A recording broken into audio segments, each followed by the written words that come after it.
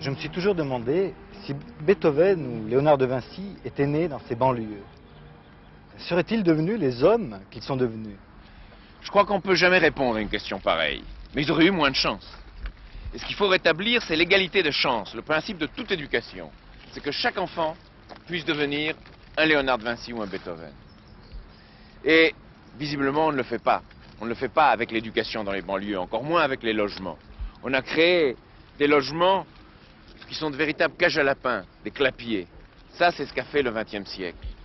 Il faut faire des immeubles qui soient à nouveau beaux, entourés de lieux de vie, entourés d'épiceries, de boulangeries, de centres culturels.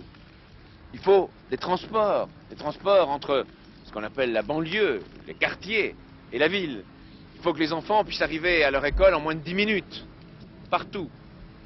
Et alors, on aura des endroits où les gens pourront aimer, progresser et jouer. Et c'est alors oui qu'on pourra peut-être avoir des Beethoven et des Léonard dans les quartiers.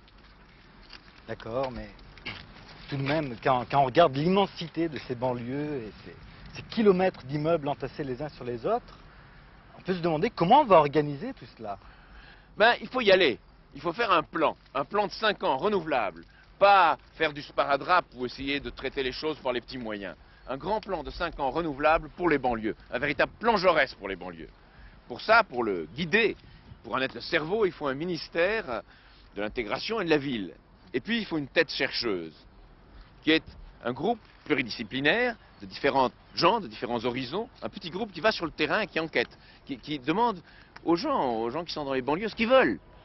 Il faut qu'il y ait des architectes, qu'il y ait des psychologues, des sociologues, des économistes, des gens de terrain, des gens qui définissent ce que veulent les gens sur le terrain. Et voilà comment on pourra faire des banlieues qui deviendront belles. Oui, mais justement, est-ce qu'on ne devrait pas faire un petit peu participer les citoyens? Pas un petit peu, complètement. D'abord en encourageant la vie associative partout où elle s'exprime. C'est autour d'hommes qui la lancent qu'il faut l'encourager. Ensuite, en créant des maisons du citoyen. Il faut regrouper les services administratifs, tous, dans une seule institution. Il faut que les caisses d'allocation familiale, les services de justice, de sécurité, d'aide, d'accueil, d'interprétariat soient ensemble. Et que ce soit géré par qui? Par les gens des banlieues. C'est-à-dire qu'il y ait des conseils de quartier qui gèrent, assistés d'experts, ces maisons du citoyen, où votent les Français et les non-Français ensemble. Parce que c'est les gens qui vivent là qui doivent le gérer. Les communes, pour leur faire accepter cela, il faudra leur dire on vous aidera en contrepartie à la rénovation. Et alors on crée une structure d'intégration citoyenne. Il y a aussi un autre problème qui me paraît majeur dans les banlieues, c'est le problème de l'éducation.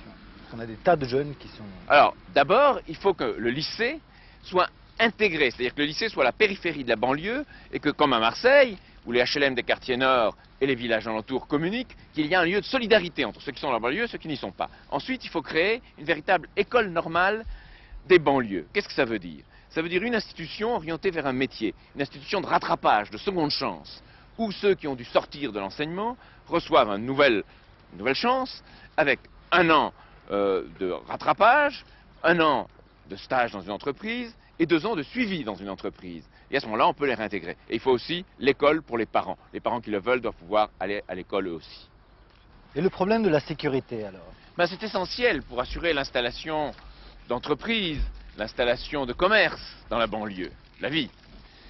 Il faut des commissariats de proximité, c'est-à-dire une sécurité qui soit proche du citoyen, intégrée dans la maison du citoyen. Il ne faut pas ces brigades spéciales qui débarquent un jour, sous prétexte de l'émeute, et suivies par les journalistes. Ça choque la population. Il ne faut pas ça. Il faut vraiment un climat où la sécurité soit intégrée dans le reste. Et ensuite, je pense, il faut aussi le tutorat des aînés sur les plus jeunes, par exemple dans les transports en commun. Et là, on arrive à un cadre de vie, à une intégration. Donc en fin de compte, ce qu'il faut essayer de faire, c'est de créer un climat qui permette de réaliser. En fait. Oui, au niveau de toute la société, c'est une exigence de justice, de respect de l'homme. Et c'est ça qu'on doit mettre à la place de l'appât du gain immédiat, du jeu, de tout ce qui définit aujourd'hui notre société.